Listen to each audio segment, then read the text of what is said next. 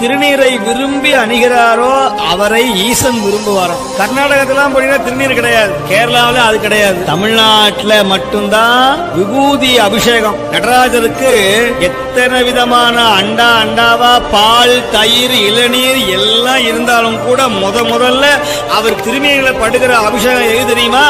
இந்த பஸ்பமாகிய திருநீர் தான் முதல் அபிஷேகம். மயான சாம்பல், இறந்தவருடைய பிணச்சாம்பலை எடுத்து நடு நிசியில 1 மணிக்கு மேல அதை கொண்டு வந்து காசிலையும் உஜ்ஜயினி என்கிற மகாலேஸ்வரருடைய ஆலயத்துல ஒரு பெரிய பொட்டலமா கட்டி சுவாமி மேல அப்படியே பவுடர் அடிக்கிற மாதிரி தட்டுவாங்க. அப்படி மேல அந்த சாம்பலை வாங்கி பூசினா அவ்வளவு மன கமன்னு இருக்கும். எங்கேயாவது எலும்பும் தோலும் நரம்பும் அப்படி மயான சாம்பல் எங்கேயாவது மணக்குமா?